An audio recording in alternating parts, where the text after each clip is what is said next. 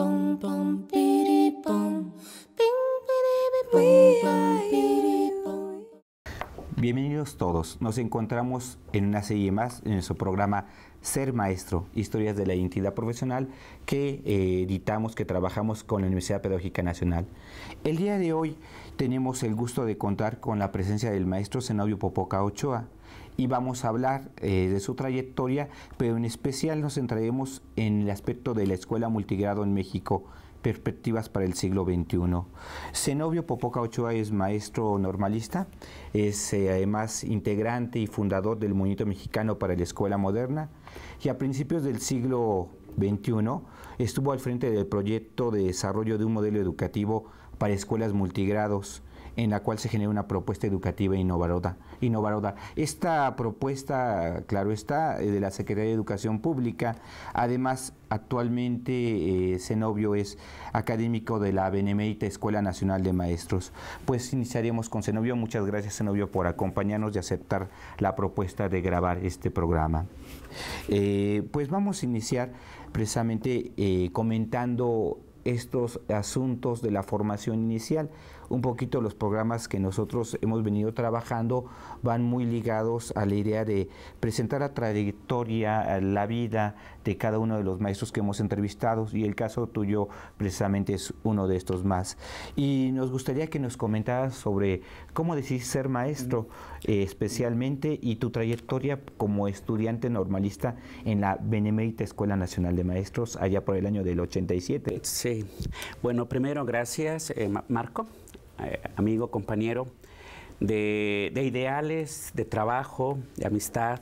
Agradezco también a la UPN. Me parece que este tipo de programas pues permiten difundir lo que los maestros, las maestras hacen cotidianamente y ver que pues no solo hay problemas, sino hay propuestas. Yo creo que eso es muy valioso.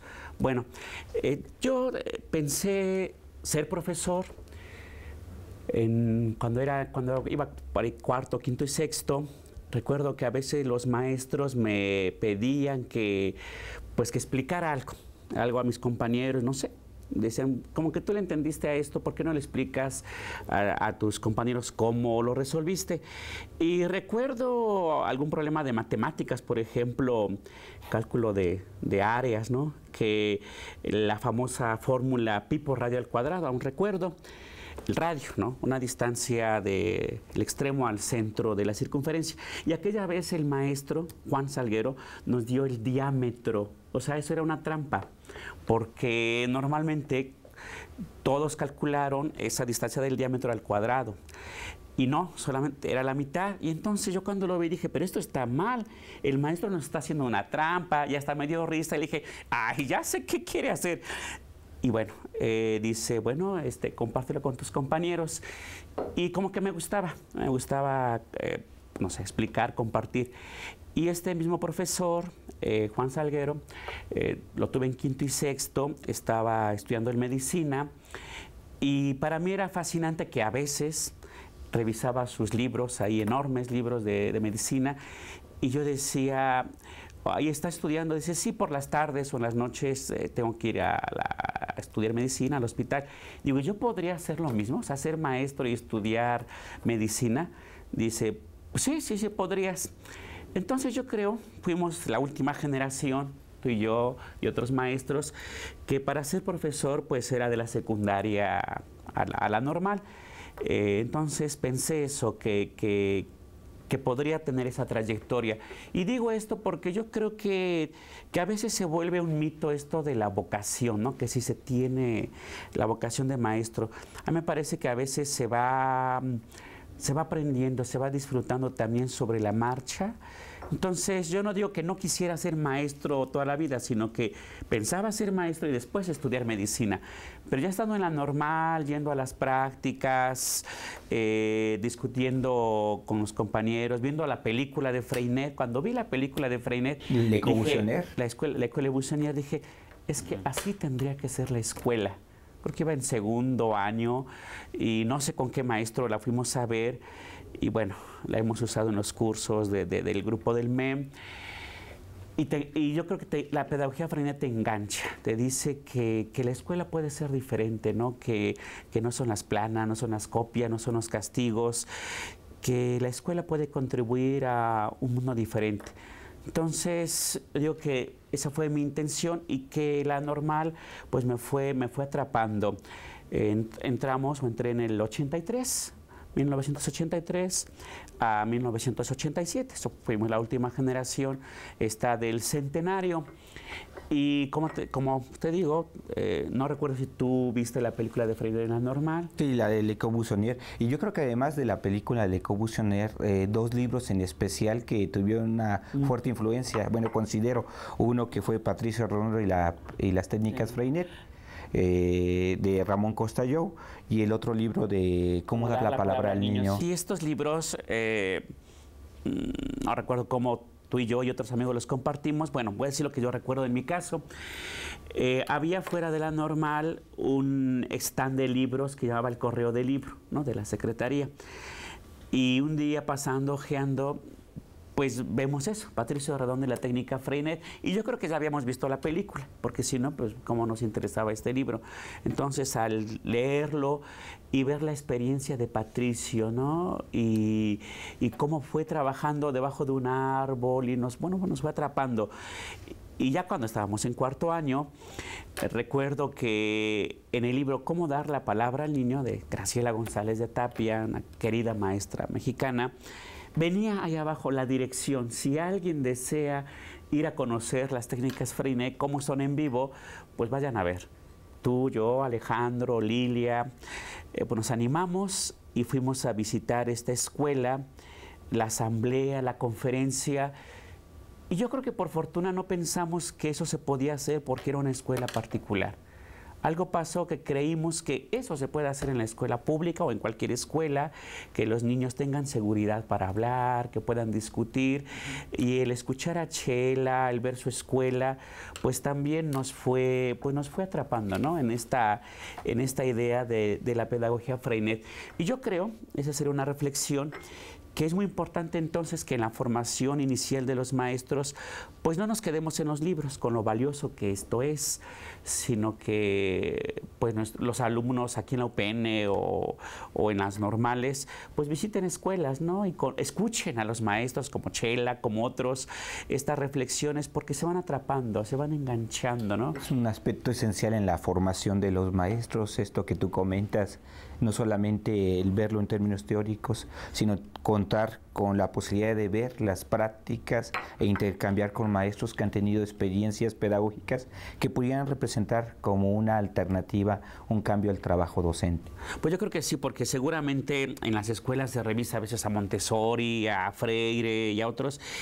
Y a veces yo creo que las personas nos quedamos con la idea de que pues está escrito, pero la realidad es otra. Es más, ahora que mis alumnos de la normal, futuros maestros, van a las prácticas, con frecuencia los maestros les dicen, bueno, en la normal ustedes ven que hay que tratar bien a los niños, que hay que escucharlos, pero ya cuando verán que no es así, que la realidad es otra, que, bueno, sí es cierto, la realidad es compleja, pues los niños son inquietos, pues son niños, lo cual no quiere decir que por eso hay que tratarlos represivamente, dialogar con ellos.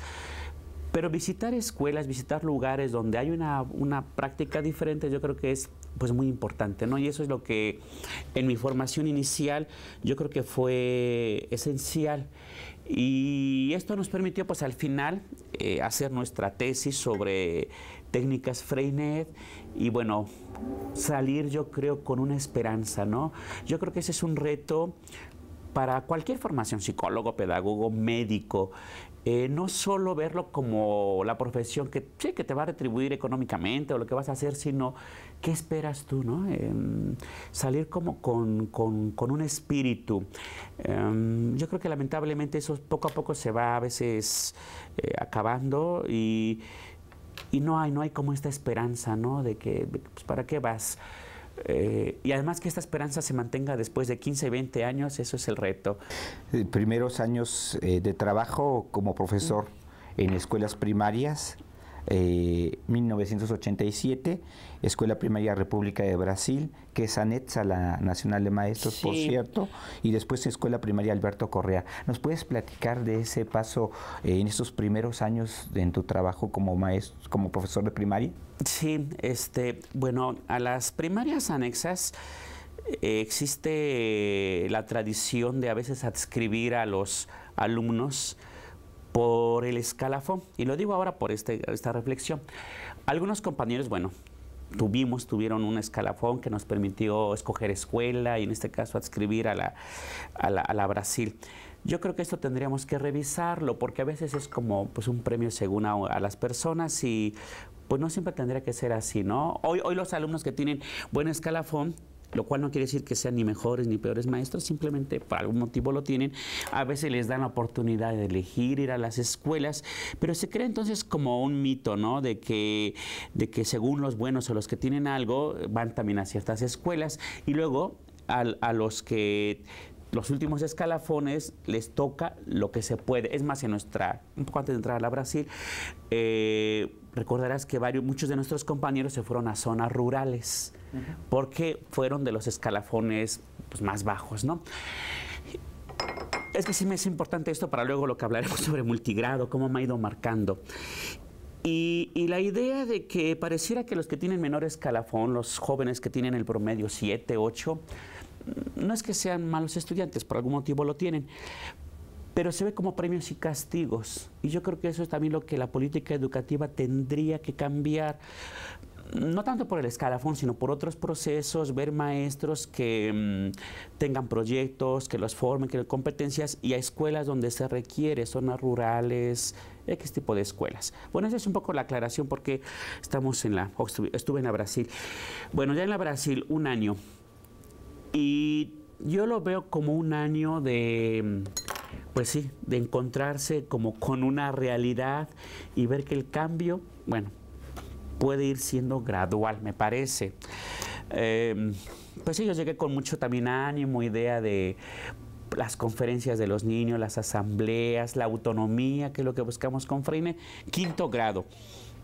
Llegué y les dije alguna vez a los niños, bueno, para ir al baño, para ir al baño ustedes en casa pues no piden permiso, mamá, ¿me das permiso ir al baño? Pues aquí tampoco tendrían que pedirlo. Y les dije, bueno, pues pueden salir al baño si alguien quiere, nada más, salga y regresa. Bueno, sí, yo creo que los niños tan acostumbrados a que siempre hay que pedir permiso al maestro, al rato 3, 4, 5 niños, pues ya estaban fuera, ¿no? Entonces, bueno, fui aprendiendo que yo creo que hay que graduar la autonomía o tomar los acuerdos con los niños. Entonces fue una experiencia como de este aprendizaje, de que es paulatino.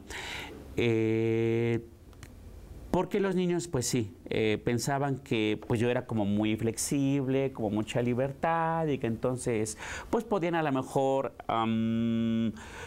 pues dar como, no lata, pero sí como jugar un poco de indisciplina, y yo creo que aprendí, ¿no?, a ir tomando acuerdos con ellos. Algo también fue, bueno, lástima que no lo traje en este momento porque luego en los talleres se me han ido extraviando algunos materiales. Hicimos revistas para niños, bueno, los niños, pues las técnicas Freine, ¿no?, el texto libre, el libro de vida. Hicimos un buzón de madera y ahí mis alumnos de 5º año pasaron a invitar a los niños de todos los grupos que quisieran escribir sus cuentos, sus textos, y empezamos a publicar. Sacamos como 6, 7 ejemplares, debo conservar 1 o 2 ejemplares, y hubo un concurso de qué libro, qué título le ponían a esta revista para niños hecha por ellos, y se llamó El Avión Informador, ¿no? Y bueno, ahí publicaron que sus visitas al periódico Novedades. Esto del texto libre fue una experiencia interesante, pero a la vez también de contrastes. Porque recuerdo que cuando al final les pregunté qué les había gustado, unos niños dijeron, me gustó mucho el texto libre, ahí debo tener su opinión de estos niños, porque en él puedes escribir lo que tú quieres, lo que tú opinas, qué te pasó. Pero hubo otros niños que había una madre de familia que era maestra jubilada, Y bueno, un poco más acostumbrada a, era la época de la enseñanza gramatical, ¿no? Que los sustantivos, verbos, y como veíamos poco eso, su percepción era que no estábamos trabajando lo que se tiene que trabajar, los programas. Yo creo que esto pasa en la película de Freinet Sever, la escuela Buissonniere, cuando hay una descalificación, la escuela moderna, la que solo los que dibujan, los que platican y que parece los que no... se aprenden conceptos, ¿no? Entonces, no sé si por influencia de eso, la niña puso, y recuerdo, bueno, pues a mí no me gustó en el texto libre porque los demás niños se enteran lo que no les interesa, ¿no? O lo que no les debe interesar. Dije muy bueno, pero tú sí lo quieres compartir. Entonces, yo creo que sí influye y es algo que los maestros tenemos que ir pues trabajando con los niños, con los padres, ¿no? Y yo creo que respetando también. O sea, si alguien quiere leer el texto libre, el diario, adelante. Si no, pues también podemos ir pues moderando. Estuve solo un año en la República del Brasil, se terminó lo que se conoce la comisión. Ahí los niños dieron sus primeras conferencias. Y hoy que regreso con mis alumnos de la normal no a la Brasil, sino a la vespertina, la Genoveva Cortés, pensamos también pues seguir promoviendo esto de las conferencias. Entonces yo califico esta experiencia como de encuentro con la realidad. No para decir lo que los maestros de la primaria le dicen a los normalistas de que ya verán que no se puede, sino para ver que si hay una realidad que te va también influyendo, ¿no? Que tienes que ir tomando en cuenta. Y esos primeros años, a partir de lo que tú nos comentas, vamos identificando que son como esenciales en la formación de un maestro. Es decir, no podemos solamente pensar que la formación son... los aspectos esenciales que se abordan en la normal, sino también cómo uno se va haciendo maestro en la propia práctica, en la experimentación pedagógica, en los primeros años de la docencia. Entonces es irrelevante, o sea, es complejo también a su vez, pero muchos prácticamente consolidan su identidad docente en estos primeros años de la docencia. Segunda escuela que tuviste fue la Escuela Primaria Alberto Correa, que está localizada cerca de Metro Insurgentes, en la colonia Roma. En la colonia Roma, ahí en la calle Colima, una de las 4 escuelas del DF que tienen alberca. Por cierto, se fundaron en 1920-30 y bueno, aunque con el sismo del 85 se vino abajo, por fortuna y por la hora no hubo decesos que lamentar, después se reconstruyó.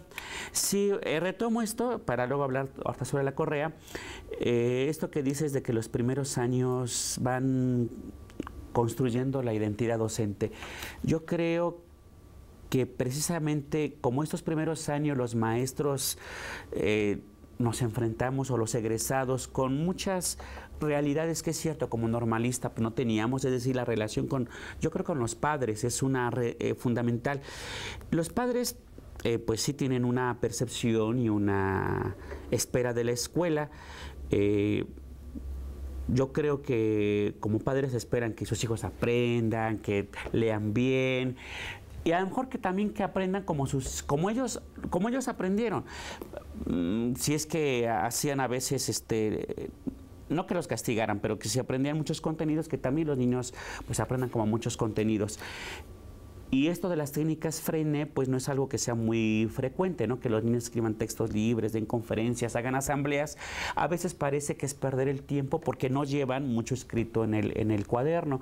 Entonces, estos primeros años, yo creo que si el maestro no tiene lo que tú y yo y otros tuvimos, un espacio de compartir que ha sido el MEM, el Movimiento Mexicano de Escuela Moderna, donde nos reuníamos a veces cada semana, los sábados, después ya cada 15 días y ahora cada que podemos. Si no tenemos esos espacios para compartir nuestros logros, nuestras dificultades y cómo le hacemos, yo pienso que algunos maestros que egresan con muchas ideas de cambio, quizá lamentablemente van dejando un poco esa actitud de transformación. Y entiendo que vas a tener aquí en estas reflexiones, o has tenido al maestro Roberto Pulido y a otros, porque me recuerda lo que ellos están haciendo, promover redes de maestros. Yo creo que es algo muy importante que quienes nos ven o nos vean, pues promuevan con sus compañeros, ¿no? Formar grupos de trabajo, donde no digo cada semana, pero pues con cierta frecuencia que puedan, compartan sus experiencias, ¿no? Sus reflexiones de cómo les va con los niños. Perdón, interrumpo porque entonces esta experiencia del Alberto Correa también alimenta tu posibilidad de ir compartiendo experiencias con otros maestros, lo que hace referencia al movimiento mexicano para la escuela moderna, la importancia de los colectivos para ir aprendiendo. Y bueno, una pregunta que nos llevaría sería, ¿qué aprendizajes nos propicia el compartir en estos colectivos? ¿Qué es lo que encontramos como docentes el tener este tipo de espacios docentes? Yo creo que en primer lugar es saber, como dice en la película de Freinet, que no estamos solos. Sí, que no somos los únicos, no tanto locos, pero a veces pensamos, estaré loco, o yo por qué hago esto. Como dice, hay compañeros que lamentablemente luego dicen, ¿y por qué trabajas? Pareciera que es trabajar más, ¿no? ¿Y por qué te quedas más tiempo? ¿Y por qué haces esto con los niños, las conferencias? ¿Por qué invitas a los padres? ¿Qué, te van a pagar más? No, esa es una frase lamentablemente muy frecuente, y no con esto descalifico a la escuela pública, pero creo que luego se dan este tipo de situaciones, ¿no? Que es como mucho de voluntad, de ética y de compromiso. Y yo creo que en eso creemos, Marco, en que la escuela pública tiene un compromiso con nuestra sociedad, de que demos lo mejor, ¿no? O sea, tú y yo nos hemos formado en primaria, secundaria, la normal, la universidad o la UAM, tú aquí en la UPN y otros espacios en lo público. Y yo creo que necesitamos, o es importante que la educación pública, la palabra calidad ahora es muy manoseada, pero que sea cálida, que sea fresca, que ofrezca a los niños una buena educación, la merecen. Y estos espacios de los colectivos docentes, pues nos permiten ver eso, que tenemos ideales que compartir con otros, ¿no? Ideales, por ejemplo, en esto de la educación Freinet, la autonomía, la libertad, de que los niños argumenten, de que puedan decidir y proponer cómo formar equipos, las reglas del grupo, y que eso finalmente les va a ayudar como futuros ciudadanos, y que a veces no funciona. Y que a veces, bueno, no es que no funcione, que a veces es difícil, que a veces los niños acostumbrados a que todos les digan que hay que hacer, pide permiso para hacer el baño, pide permiso para hacer esto. Bueno, otro experimento por llamar, no es experimentar con los niños como conejitos de indias, pero uno experimenta en esto de que no solo sea un libro de texto para los niños, es que con Freinet era que hubiera varios libros y bibliotecas. Recuerdo en Alberto Correa, experiencias satisfactorias y otras, yo digo que son difíciles y que nos hacen aprender. Recuerdo una, yo les pedí a los niños, una vez que tenía quinto, un libro diferente casi a cada niño. Unos niños, unos de matemáticas, otros de ciencias, otros de historia, diferentes, para que cuando tuviéramos el trabajo libre o la investigación, unos niños pudieran investigar en lo de historia, otros de matemáticas. Y recuerdo el papá de un niño, no sé si Isaac, bueno, un niño, que en una junta de padres de familia, opinábamos cómo estábamos trabajando, dice, maestro, yo entre lo que no estoy de acuerdo es que, ¿para qué les pidió el libro de matemáticas si no lo están resolviendo? O sea, mi hijo, ¿no? Porque lo está prestando con otros niños. Y bueno, yo le explicaba eso bueno, que era para que unos niños en equipo resolvieran eso y no lo contestaban ahí, sino que copiaban en su libreta y todo. Sí, sí, pero pues ese libro de mi hijo, o sea, como que los desconcierta. Claro, ahí te hace pensar entonces qué ajustes podemos hacer o cómo poco a poco ir, pues más que convenciendo, dialogando y reflexionando con los papás, que no es perjudicar y que ellos valoren, ¿no? Y en todo caso, pues tampoco imponer a lo mejor una forma de trabajar, sino encontrar como acuerdos, ¿no? Compartidos. Sí. Es eso lo que también Alberto Correa me mostró, ¿no? Que, pues bueno, que tenemos que ir viendo con los padres, pues cómo trabajar. Y por alguna de estas, pues llamémosle dificultades, no sé, pienso si la directora Tere no por castigo, sino dice, bueno, maestro, como que luego hay problemas que en quinto, que si los padres no están de acuerdo, que les pida diferentes libros, que si los textos libres, ¿por qué no vamos con primero? Porque como que siempre con los grados superiores parece que hay mucha, si no queja, pero sí idea de que requieren y eso que no estaba enlace, ¿no? Requiere muchos contenidos. Y bueno, me dieron primero. Yo digo que era como la intención del castigo, pero para mí fue uno de los grados que más he disfrutado. Lamentablemente las pocas fotografías que tengo no las encontré en estos días. Recuerdo, entre otras cosas, cuando sembramos rábanos con estos niños de primer año a un lado de la alberca, cuando las fuimos a cosechar y hicimos la ensalada, pues fue un disfrute para ellos. Y la forma de enseñar a leer y escribir, el método natural, ¿no? Que los niños escribieran sus frases. Recuerdo a Ana Belén cuando hacía su dibujo de su fiesta y escribía, o yo la ayudaba y luego lo imprimimos. El sábado fui con mi abuelita y comimos pastel. Ay, es que los padres, y todavía tan acostumbrados a las planas, al sase sisosú, al mame mi momú, y pensar que no iba a ser así. No te creas, yo creo que todos los maestros alguna vez tenemos temor, dudas, funcionará, resultará, pero fue muy bien. O sea, trabajé los rincones, también los rincones de que estaba el geoplano, ¿no? La tablita con clavos, los tangram en un lado, los libros del rincón, la plastilina, las cartulinas y el pincel. Y unas 3 veces a la semana o a veces más, cada niño se anotaba en qué rincón quería estar.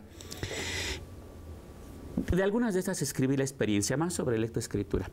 Pero de rincones, me acuerdo Omar y Ulises. Ulises era un niño que había reprobado. Y bueno, él lo tenía en primer año. Omar, un niño pequeño, que al final del ciclo escolar, su abuelita, no sé, en agradecimiento y gusto, me regaló una fotografía, pues la debo tener, de Álvaro Obregón, que la tomó, alguien la tomó, de su familia, de este niño, ¿no? Bueno, pero porque Ulises y Omar hacían equipo mucho en los rincones, agarraban su geoplano. Formalmente es para formar figuras geométricas, ¿no? Con las ligas y para ver simetría, pero esos rincones a veces servían para la convivencia. Entonces estaba Omar y Ulises, agarraban la plastilina, sus carritos y empezaban ahí a jugar como, bueno, eran niños muy callados, muy callados, temerosos. Ulises venía sí, como con este miedo, con este modo de haber reprobado, poco se vinculaba. Y yo fui viendo cómo poco a poco fueron pues conversando, platicando, adquiriendo confianza. Omar dio alguna conferencia como de las pirámides. Y es cuando dice, sí se puede. O sea, la escuela Freinet, la pedagogía Freinet, confiar en los niños, o como dice Elise Freinet, la esposa de Freinet, y Chela Tapia, por eso lo pone en su libro, cómo dar la palabra al niño, ¿no? Cómo dar confianza. Yo creo que eso fue también lo que fui aprendiendo en la Correa, que más que adquirir conocimientos, lo que busca Freinet es desarrollar la personalidad de nuestros alumnos, ¿no? Esa confianza, esa pasión por aprender. Hoy, ¿cuántos de nuestros alumnos todavía en licenciatura copian y pegan a veces de internet unos trabajos? Porque no hemos podido. ¿Pero de quién es culpa? O sea, los culpamos que lo hacen, pero es la escuela la que no ha generado pasión por publicar, por escribir su texto, ¿no? Entonces yo creo que eso es lo que... Sí. Como dices tú, por publicar, por escribir, por investigar, por disfrutar ese aprender. Y en toda la escuela, Marco, lo que ha caído muchas veces es en la simulación. Desde preescolar hasta, bueno, no sé si posgrado, pero licenciatura, si no, pues total, los trabajos que me deja el maestro, los bajo de aquí, le cambio una palabra, y yo creo que es muy frecuente todavía a nivel superior. Y eso es lo que buscamos irlo transformando, ¿no? Sí, fíjate que, bueno, estos primeros años de tu experiencia docente fueron muy importantes porque fue cimentando muchas de las ideas que después pudieses ir también plasmando en trabajos que se publicaron. Pero una parte, un periodo importante, creo que poco también mencionado en los programas, del papel del asesor técnico pedagógico, es decir, en las escuelas, en la escuela pública, además de la función de docentes, otro tipo de funciones son cuando uno puede acceder como asesor técnico pedagógico, que entre el año 93 y 95 tuviste la oportunidad. ¿Pudieras comentarnos sobre este paso en este periodo que tuviste como asesor? Sí, esto del asesor técnico pedagógico como aquel maestro, compañero que colabora en la supervisión escolar, el sector, para pues a veces dar asesoría, acompañamiento a los maestros. Yo creo que hablar de mi experiencia, pero también hablar como de la política educativa me parece interesante. El ATP, algo que tiene es que también puede ser una simulación de nuestro sistema educativo. Creo que todavía. Muchas veces quienes dan los cursos, ahora en este año se supone que no van a hacer cursos, pero quienes dan los cursos es el maestro que lo invitan. O sea, nada más a veces como secretario en la zona, maestro, pues, ¿por qué no nos apoyan en un curso? Es decir, no hay un proceso pues más cuidadoso, ¿no?, de estas figuras, porque yo creo que también requieren formarse y acompañarlos. Entonces, los ATP en algunos lugares, lamentablemente, son los maestros que sobran, tanto en el DF como en algunos estados del país, los maestros que dan problemas, o sea, que faltan mucho, que han tenido problemas con los padres, pues dicen, bueno, para que no tengas problema, vete de ATP. Yo creo que eso es algo, o sea, digo, porque sí puedo hablar de mi experiencia, pero también me interesa como lo que he visto, lo que he ido aprendiendo, ¿no? Y yo creo que algo que necesitamos aprender los maestros es a criticar, cuestionar y proponer. Porque a veces hay dos extremos. Desde los que pensamos que todo está bien, bueno, la secretaría dice que hoy es el Consejo Técnico Escolar, pues hagamos el Consejo Técnico Escolar, porque al fin que eso dice la SEP, pues eso hay que hacerlo, pero también es como una simulación. Pero a lo mejor también otro extremo es pues pensar que todo está mal. Yo creo que es ver cómo podemos ir transformando, no sé si poco a poco. Quizá en eso yo me considero más reformista que radical, ¿no? Aprovechar lo que hay del ATP y cómo se puede transformar. Yo inicié ser apoyo técnico escolar de un sector escolar, en parte por ti. Me invitaste, a lo mejor no lo sabes, me invitaste a dar un curso, tú ibas a dar un curso en la UPN por Zumpango, y te pedí que hicieras un oficio al director de primarias no del DF, de la Dirección 1, porque me tenían que autorizar, porque yo iba a faltar a lo que se llama TGA o talleres de actualización de estos 3 días que hoy que están los maestros. Y como yo iba a apoyarte en Zumpango, requería ese oficio. Y me dice el director de primarias de la 1, ¿y por qué usted se va a ir a Zumpango y no no tanto que no trabaje, y no apoya a los maestros de su sector?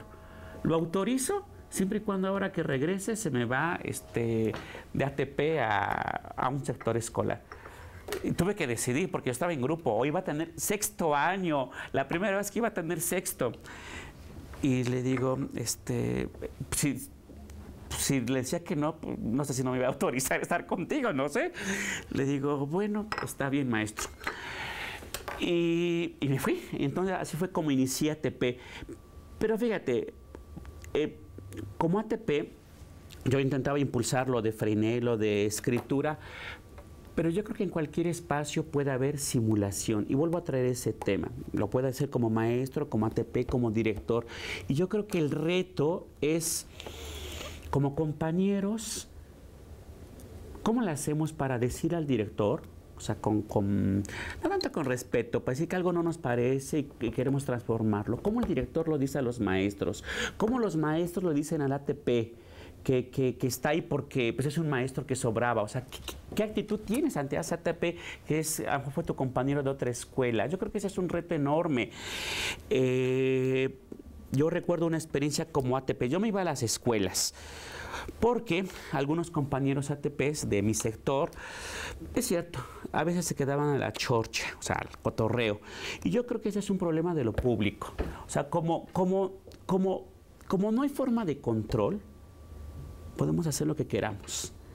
Y yo creo que eso es lo que Freinet y otros estamos luchando, a no ser cómplices de esta simulación, porque finalmente afectamos y también justificamos lo que hagan. Y voy a este ejemplo. Yo me iba a las escuelas porque veía que a veces, ¿y para qué vas a las escuelas? ¿Vas o no vayas? Aquí no te va, o sea, el jefe de sector y otras personas no te van a decir más, ¿sí? Y bueno, los miércoles había en la zona de Clavería un mercado, ¿no? Y a veces pues se queda, o con frecuencia, por no decir todos los miércoles se quedaban y luego iban a comer o a traer cosas ahí para comer en la oficinita. Yo, como estrategia de no sumarme, a veces, ahora ya no lo soy tan extremo, ¿no? Y sí participo con los maestros en algún convivio y esto. Pero me quedaba yo a veces esos miércoles, alguna que otra ocasión, y me dice una compañera, ¿qué vas a querer? ¿No quieres una quesadilla? Ni modo que dijera que no, y eso porque es como, ay, muy payaso, ¿no? No quiere.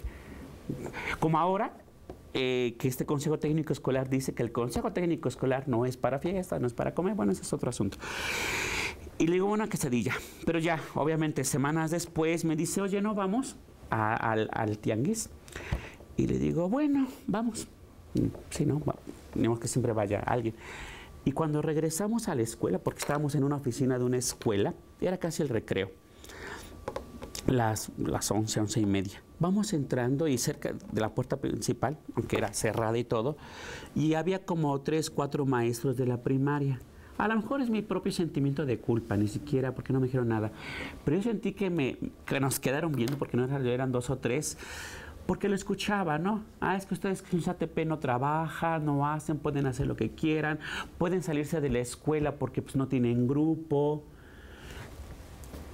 Y son esas reflexiones que me van quedando, Marco, porque yo creo que Freinet no es solo las conferencias de los niños, las asambleas, sino como maestro. ¿Qué actitud tomas como maestro con los padres cuando no participan? Hoy que los maestros les dicen a mis alumnos normalistas, a esos niños ni les hagas caso, al fin que ni a sus padres les importan. Seguramente algunos compañeros lo dicen. ¿Qué hacemos? ¿No? ¿Qué hacemos? ¿Cómo compartimos con los maestros que son niños y que necesitan pues el mejor trabajo posible? Yo creo que a estas reflexiones deberían llevarnos todas estas charlas que tú vas teniendo con tus entrevistados, ¿no? Con Chela, con ellos. Necesitamos hacer lo mejor que esté en nuestras manos. Sí, yo creo que eso de hacerlo mejor en los espacios que nos corresponde es parte de este compromiso que llamaría también desde una perspectiva ética. Es decir, el papel del docente también tiene una serie de principios éticos esenciales para el trabajo, no importa que sea escuela pública o privada. O sea, hay tanto problemas en escuelas públicas como en escuelas privadas, pero yo creo que lo que diferencia a un maestro no es el lugar en que se encuentre, ya sea público o particular, sino la actitud, la ética que asuma para ello. Y me parece además que fue muy importante también periodo como asesor técnico pedagógico, porque ya en el año 2000 es cuando empiezas a participar en este proyecto de desarrollo de un modelo educativo para escuelas multigrado, que es precisamente uno de los... fuerte, yo creo. Sí, yo creo que es precisamente como la experiencia que podemos identificar con mayor producción de tu trabajo durante este tránsito que tuviste en el multigrado, en la Dirección General de Investigación Educativa primero y después Dirección General de Desarrollo de la Gestión e Innovación Educativa de la Secretaría de Educación Básica y Normal. ¿Nos puedes comentar primero cómo llegas y qué se empieza a hacer en las escuelas multigrado? ¿Qué se produjo? ¿Qué problemas te enfrentaste? ¿Qué aportaciones podemos recuperar para esta escuela multigrado en México, especialmente para el siglo XXI? Sí, a veces los tiempos se van juntando, ¿no? O más bien los vamos como entretejiendo. aunque me incorporé en el 98, 2000 ya multigrado, pero yo creo que esto lo podemos llevar a cuando fuimos estudiantes en cuarto año de la normal. Hicimos una huelga en la normal. Porque, entre otros motivos, a los compañeros egresados los estaban enviando a trabajar a escuelas rurales y también multigrado en esa época, ¿no? Y nosotros, hace 20 y tantos años, nuestro argumento era que no estábamos preparados. Argumento válido, pero bueno, final, paradojas de la vida, yo creo, o no sé, porque en aquel tiempo hicimos la huelga, en mi caso participamos, para no irnos a trabajar a escuelas rurales. Y estos últimos 8 años he trabajado no como maestro de escuelas rurales, pero he intentado con otros maestros o otros académicos aportar algo a la escuela rural, ¿no? Entonces, yo no sé, o sea, regreso después de 20 años de alguna manera a las escuelas rurales. Bueno, llegamos a invitación de un académico, del maestro Rodolfo Ramírez. Es como yo hoy digo, que el problema no es que te inviten los amigos, sino la academia y cómo creamos procesos que sean más académicos para que cuando sea la amistad, lo que te hace que llegues a un lugar también esté con un soporte, ¿no? Porque luego criticamos que la gente llega a algún lugar por la amistad. A lo mejor no es el problema esencial ese, sino que tenga academia. Bueno, por Rodolfo, que nos conoce, te conoce desde estudiantes en vida académica. En la administración 2000-2006 de Fox, finalmente, estaba como subsecretario Olac Fuentes Molinar y del director de investigación Rodolfo Ramírez Raimundo. Ellos conocían varios de los problemas que siempre habrá en nuestro país educativos, todavía. Educación indígena, por ejemplo, inmigrantes siguen teniendo retos. Y en aquel tiempo, pues nos pidió a un grupo de compañeros que atendiéramos. Se tenía que desarrollar una propuesta de apoyo a las escuelas rurales, multigrado. Tú y yo las conocí, bueno, yo las conocí por una semana hace 20 y tantos años, ¿no? Cuando fuimos a practicar a Guanajuato. Pero durante 20 años no volví a saber, y de pronto yo creo la gente que nos escuche o vea tampoco sabrá que en nuestro país hay cerca de 90,000 escuelas primarias actualmente. De esas 90,000, cerca de 38,000, el dato resulta en el INE, y aquí está el dato. Más del 40%. El 40% son escuelas multigrado, es decir, donde el profesor puede tener desde primero a sexto grado en ese salón. Y como tiene los 6 grados, pues ¿cómo trabajar si tiene primero, segundo y hasta sexto? Entonces, durante varios años, del 2002 al 2006, hicimos visitas. Tuvimos que identificar como maestros con buenas prácticas para no inventar, o sea, no era como de, ahora tienen que trabajar de esta manera, no. Visitamos como 8 o 10 estados, identificando maestros, cómo organizan al grupo, cómo forman equipos. Y hoy sigo, aunque no estoy en la Secretaría de Educación Pública actualmente, pero sigo teniendo amistad y trabajo con estos maestros que identificamos hace 6, 7 años. Lidia de Veracruz, Alfonso también, de Hidalgo, Berenice. Y viendo cómo trabajaron es como se hizo este material, la propuesta educativa multigrado. Es decir, este material es como una compilación, llamémoslo de buenas prácticas, ¿sí? Que si los maestros trabajan en equipos de distintos grados o los niños de sexto les leen a los de tercer año, parece como muy simple, ¿no? Y que todo el mundo lo podría hacer. Pero pensamos que eso es una forma de trabajar adecuada. Se inició en 2005, 2006, vigente hasta 2011. Hoy, lamentablemente, en estos últimos 2, 3 años no hay alguna propuesta pedagógica como actualizada por la reforma educativa que hubo. Digamos, tuvo vigencia unos 5 años. Pero nos parece, por lo que fuimos viendo, que los maestros, fue muy interesante este trabajo. Es una realidad que precisamente mencionas, Zenobio, porque es sorprendente escuchar nosotros que estamos en la ciudad, que tal porcentaje de escuelas en todo el país, prácticamente es una cantidad impresionante de de maestros que tienen ciertas necesidades específicas en torno al trabajo educativo, es decir, no es lo mismo una escuela regular con todas las condiciones favorables, por decirlo de una manera, a un maestro que se enfrenta con retos que los propios programas no lo están considerando. O sea, los programas escolar educativos, educación primaria está haciendo para el maestro de primero, segundo, tercero, cuarto, quinto, sexto, pero no para maestros que trabajan, por ejemplo, esto que tú mencionas, los 3 grados o todos incluso. Todos grados. Y no solo es un problema didáctico. Quiero, no sé el tiempo que aún estamos teniendo, platicarte o compartir con quienes nos ven, nos escuchan, algunos de los problemas de gestión de estas escuelas multigrado. Partimos, yo creo que de la idea, lo diga o no la SEP, que todos los niños del país merecerían las mejores condiciones para aprender, ¿sí? El niño que vive en una comunidad donde solo hay 8 o 10 niños de todos los grados, de Veracruz, de Chiapas, de Chihuahua, y también los niños de zonas urbanas. Lo cierto es que hay una injusticia social. Digo, esto no es nuevo, pareciera que uno descubre el hilo, pero no. ¿Qué problemas hay en estas escuelas y que se ve reflejado en el aprendizaje? Por ejemplo, el maestro unitario es el director, el conserje y el profesor de todos sus niños, ¿no? Y él tiene que ir, cuando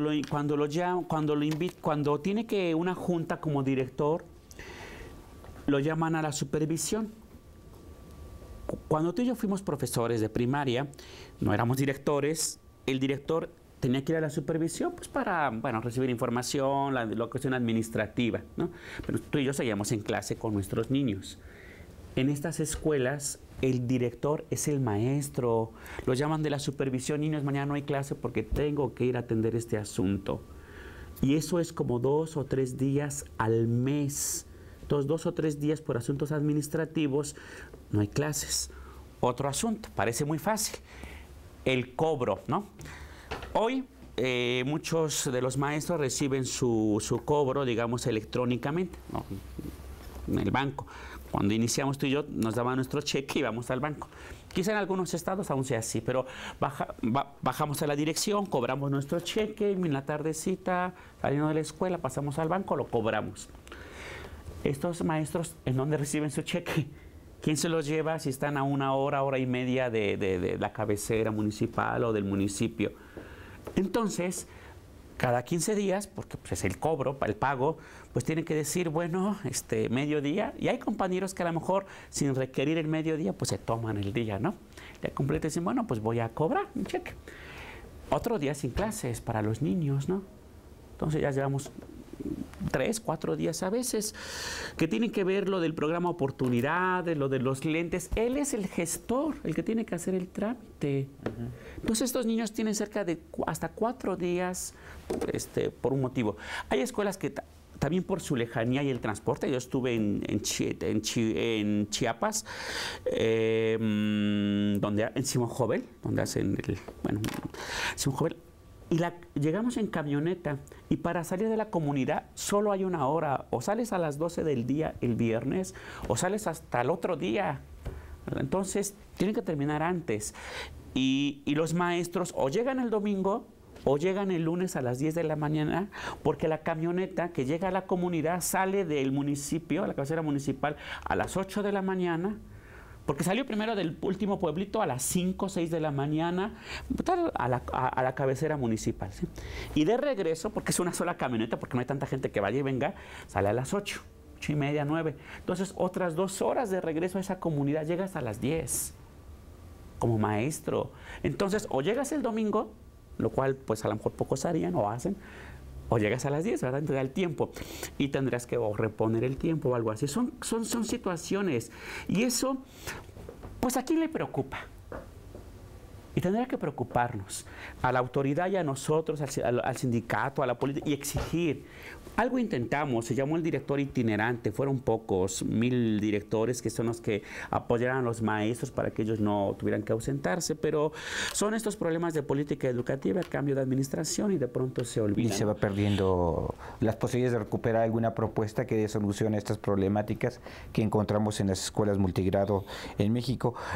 Yo creo que efectivamente es interesante partir de la idea de no plantear una propuesta educativa a los docentes desde una concepción, desde un ámbito, sin tomar en cuenta ellos mismos. Sí. Esta perspectiva centralista que tú mencionas.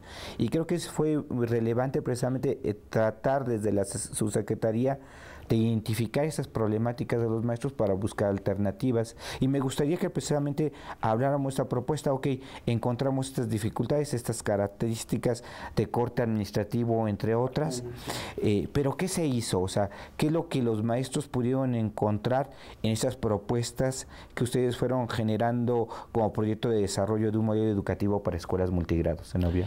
Sí, mira, entre otras, bueno, todo se vincula, o sea, mi historia como parte del grupo Freinet, del MEM, intentamos aplicar algunas propuestas, más bien se promovieron en este material varias de las técnicas Freinet, la asamblea, la conferencia de niños, y hace un año o dos que luego sigo yendo, a veces a algunos estados, aunque ya no esté en la SEP, pues seguimos viendo niños que dan conferencias de escuelas rurales. Entonces, por un lado está parte de la pedagogía Freinet, propuesta en estos materiales, la correspondencia escolar. Recuerdo en Chiapas, niños de preescolar que intercambiaron cartas y trabajos en su lengua, ¿no? Eso fue pues muy grato. Por un lado es eso.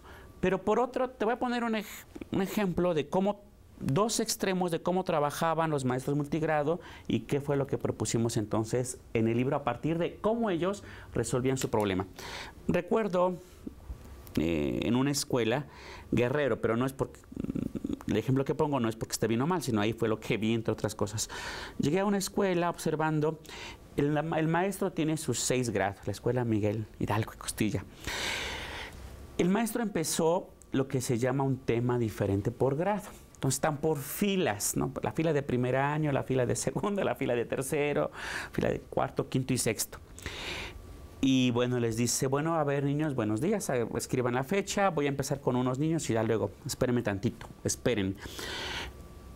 Y les pide a los de primero, a ver, está una lámina en una pared, debe estar, ponen el libro o busco, las sílabas, ¿no? Chache, chichocho. Y pasa a una niña, no recuerdo el nombre. A ver, Lorena, pasa a leer las sílabas. Y llama la che con la hacha, digo además, tradicional, la che con la eche. Y dice, bueno, sigue leyendo, porque tiene que ir a atender a sus alumnos de segundo, tercero, cuarto, quinto y sexto. Y aparentemente los demás niños de primero, que eran como 4, porque hay como 4 de primero, 5 de segundo, otros 3 de tercero, 3 o 4 de quinto, o sea, poquitos, que entre todos son 20, ¿no? Entre los 6 grados. Y la deja, pero ya sus niños, sus compañeros de primero ni la están escuchando, pues ahí dibujando algo. Y con los niños de segundo, abran su libro, saquenlo en la página de tal, vamos a leer el sapito Glo Glo. A ver, puedes empezar a leer, y empieza a leer, los niños tienen su libro, y dice, ahorita regreso. Y tú, ya terminaste, Lorena, ahora pasa tú, Raúl, otro niño, a leer en primera, chache, chichochu. Y pasa con los de tercero, y les dice, bueno, saquen su libro, ¿en dónde nos quedamos? En Pita descubre una palabra. A ver, saquen, resuelvan esa página. Y se va, y así, o sea, con cada grado le va dando un tema diferente en matemáticas cuarto, a que miran con un listón sus bancas, y tiene que regresar, ir cada rato. O sea, y ya era de las primeras escuelas que yo visitaba, la primera, o sea, ya estás mareado a las 2, 3 horas casi, ¿no? Pobre maestro, se está dividiendo cada momento. Bueno, algunos maestros trabajaban así, o siguen trabajando quizás así, pero otros que visitamos, recuerdo Lidia en Veracruz, y una compañera, Alma Rosa, del equipo de multigrado, visitó otros, San Luis Potosí, un poco semejante. Este ejemplo, el tema un poco de ecosistemas, estaban usando, y la maestra tenía en mesitas niños de distintos grados, a uno de primero, otro de tercero, otro de sexto, en la misma mesita. Y en otro equipo niños de otros grados. Y a cada quien le dio su tarjeta, ¿no? El desierto, la selva. Y la maestra saca una tarjetita, el águila, y buscan en qué ecosistema está. El niño de primero está con el de sexto y está escuchando. Si él no sabe a lo mejor la respuesta, escucha cómo el de quinto y el de cuarto responden. Están aprendiendo entre todos. Y luego, después de que ya resolvieron eso, les pide que escojan un ecosistema a los niños de cuarto a sexto, que lo dibujen, y se trae a los de primero y segundo al pizarrón a escribir palabras de los ecosistemas. O sea, es un mismo tema para todos, el asunto, y con primero actividades comunes y luego actividades diferenciadas. Eso no lo habíamos leído. Bueno, con AFE lo trabajaba un poco así, y le dimos su nombre, tema común con actividades diferenciadas. Y eso se propuso aquí. Y se hizo como un mapa curricular, porque pensemos, por ejemplo, el cuento. El cuento se puede trabajar en un grupo si tienes de primero a sexto, pero la pregunta es, ¿qué trabajas con un niño de segundo, el cuento? ¿Y qué trabajas con un niño de quinto? No lo mismo, porque de pronto los maestros pensaban que era lo mismo, todos escriban un cuento. Sí, pero así no les ayudas. El de quinto y sexto a lo mejor ya saben que tiene que haber personajes, sus características psicológicas, o el nudo, como vienen los programas un poco. Y los de segundo a lo mejor solo el inicio, desarrollo y final. Pero el maestro, si tiene 6 grados, ¿cuántos libros para los niños tiene? 6 de primero o 4, y 6 por 6, 36, 30 y tantos libros. Entonces, para poder planear su clase, tendría que revisar, a ver, esto del cuento, ¿en qué página viene en cada grado? Y lo de matemáticas en cada grado. O sea, va a estar toda la tarde viendo como en qué páginas va. Todo lo que se hizo fue, bueno, aquí al final, luego se podrá ver, pues mapas curriculares. Se llamaron adecuaciones curriculares. Por ejemplo, el cuento o cualquier otro tema. ¿Qué es lo que deben estudiar en primer y segundo grado? ¿Qué es lo que deben ver en tercero y cuarto? ¿Qué en quinto y sexto? Y las páginas. Y bueno, ahí tenemos los testimonios de que parece tan obvio, Marco. O sea, a veces parece como tan obvio lo que se puede hacer, que yo creo que lo que les falta o nos falta en la Secretaría o en muchos otros espacios es conocer la escuela, realmente ver cuáles son sus problemáticas, cómo lo han resuelto. Y como dicen, no hacerlo desde el escritorio, lo cual no quiere decir que no estemos en oficinas, ¿no? Sino que estemos en contacto, que participen maestros, que intervengan, y bueno, por último, creo que el tiempo se nos va limitando un poco. Retomando las técnicas Freinet, los guiones y fichas de trabajo que también Freinet promovía, en Argentina hubo un maestro rural, Luis F. Iglesias, que también hizo guiones de trabajo. Entonces, lo llamamos fichas y guiones de trabajo. Son tarjetas con el tema, el cuerpo humano. Todos estamos viendo el cuerpo humano, pero a veces el maestro no le da tanto tiempo para decirle a cada grado lo que tienen que hacer. Entonces aquí están fichas por ciclo, por tercero y cuarto, y le dicen, reúnete con tus compañeros, ¿no? A ver, hagan un dibujo de su silueta en un pliego de papel, pues sientan cómo están sus huesos. Es decir, son guías de actividades por ciclo. Claro, el material es un poco endeble, pensamos hacerlo plastificado, no se pudo, pero para todo el país. Y eso aquí lo que digo es que también aquí está Freinet, ¿no? O sea, las fichas, guiones de trabajo, la asamblea, las conferencias. Y bueno, se hicieron, pues esto es lo que se llamaba antes talleres generales de actualización, la planeación en el aula multigrado. Pero yo creo que lo importante es que retomábamos las experiencias de los maestros, los invitamos a participar en su diseño, y luego esto pues lo trabajaban los maestros al inicio del ciclo escolar, sus propuestas de cómo organizar el trabajo. Yo creo que lo que se necesita es una política integral. Hoy, aunque ya para el próximo año 2014 se dice que enlace se va a quitar, pero es importante saber que si en escuelas rurales, en escuelas indígenas, el resultado educativo es un poco limitado, no es culpa de los niños, no es culpa de los maestros. Es asunto de la política de Estado, ¿no? Un médico general sabe menos, un médico especialista pues sabe más. En estas escuelas tendríamos que tener maestros un poco mejor preparados, pero también mejor pagados. Materiales curriculares y apoyo de la gestión, si no, los estamos abandonando. Y ese sería, yo digo, la demanda y la exigencia. Sí, saber que los resultados están débiles, pero ¿qué le exigimos a la Secretaría de Educación Pública para que genere una política integral y que se mejore? Yo creo que en todo caso para eso servirían hasta las evaluaciones estandarizadas, para demandarle a la SEP políticas integrales. Y bueno, sí se puede tener una mejor educación en estas escuelas rurales y bueno, en cualquier tipo de escuela de nuestro país. Es un asunto primordial y de equidad, el Sí. hecho de considerar y yo creo que también recuperar las experiencias de los propios docentes, pero también las experiencias de equipos pedagógicos como el que tú participaste, que han hecho aportaciones relevantes en la educación y que a veces pareciera que cada sexenio se Es olvida borrón y lo que se ha cuenta nueva. hecho y no se recupera la riqueza, la experiencia de ello. Que esperemos que esto en algún momento sea factible de que se pueda recuperar y mientras tanto las redes de maestros multigrados que tú impulsas es un buen espacio precisamente para ello y la invitación es pues buscar este material, buscarlo tal vez vía internet, contactarse con maestros de escuelas multigrado, con el grupo de la red para ello y bueno, desafortunadamente el tiempo se nos ha agotado, se nos vio. Muchísimas gracias por acompañarnos, por compartir tu experiencia, muchísimas gracias a todos aquellos que nos están viendo y que nos han seguido en estos diferentes programas. Muchas gracias. Pum, pum, piri.